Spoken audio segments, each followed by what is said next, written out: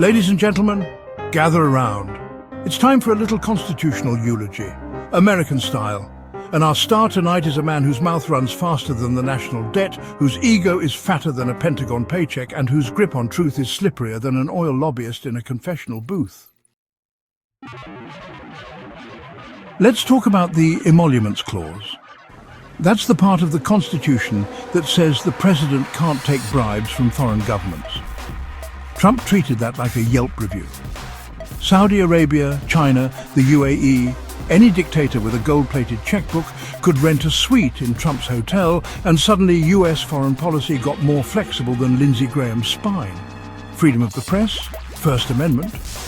Trump tried to bully, blacklist and ban journalists like he was running a teenage TikTok feud.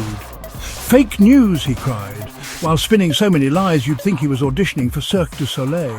This man told over 30,000 documented lies during his presidency. That's not just dishonesty, that's performance art in dishonesty.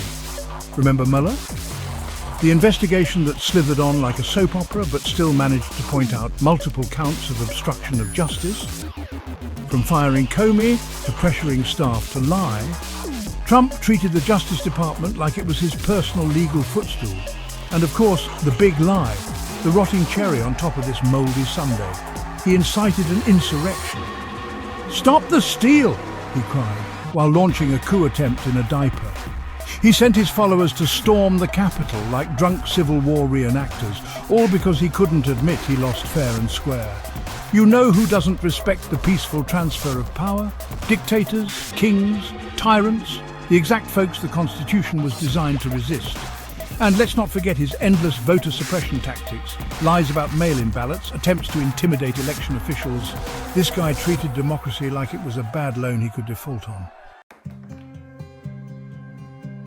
Now let's talk personal grime. You want dirt?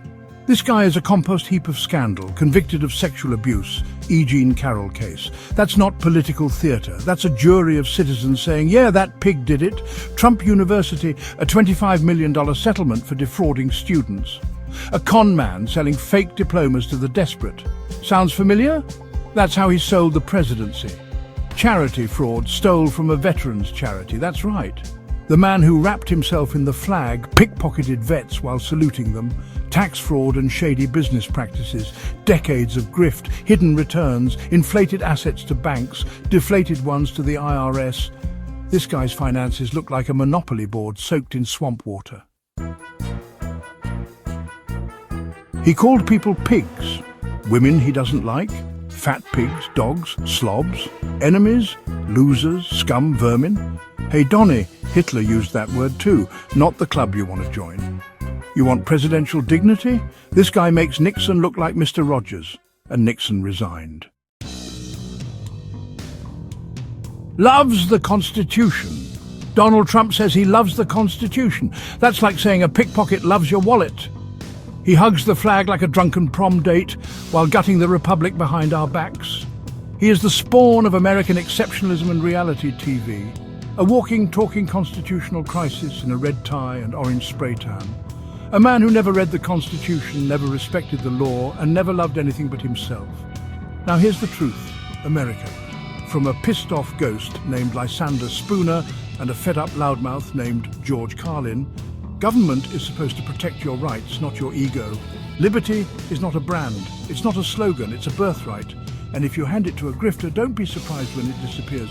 The founders said no king, and Trump, he wants to be one, but we ain't subjects, we're citizens. So wake the hell up, America. Or the next time he tries to burn the Constitution, it'll be on live TV, and some of you will still cheer.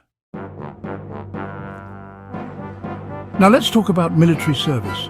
Because Trump loves to play tough guy, loves to salute, loves to say support the troops. But you know what he doesn't love? Actually being one. This guy dodged the Vietnam War 5 times. 5, not once, 5. And what was his excuse? Bone spurs. Bone spurs? Look, if you've got bone spurs so bad you can't serve your country, maybe you shouldn't be walking a golf course every weekend either. Funny how those bone spurs didn't keep him off the greens at Mar-a-Lago. Here's a man who got more medical deferments than a hypochondriac draft dodger with a Google account. And he had the nerve to say, and I quote, "I always felt like I was in the military because I went to a military-themed boarding school." Oh, really? That's like saying you're a fireman because you once played with a hose in the backyard. Let's talk about what this cowardly draft dodger actually thinks of people who do serve. He called American war dead losers and suckers. That's not a conspiracy. That's from multiple confirmed sources, including his own senior officials. At a military cemetery in France, Trump refused to visit the graves of fallen Marines because he said, "Why should I go to that cemetery? It's filled with losers." And you want to talk about patriotism? Patriotism doesn't mean hugging the flag like it's a stripper at a GOP bachelor party. It means respecting sacrifice. And he spat on it.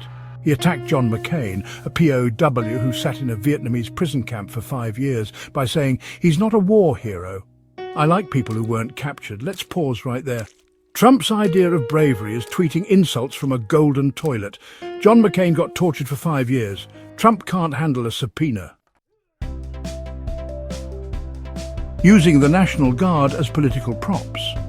Trump used the military like a backdrop in a dictatorship porno, sent in the Guard to tear gas peaceful protesters so he could hold a Bible upside down for a photo op.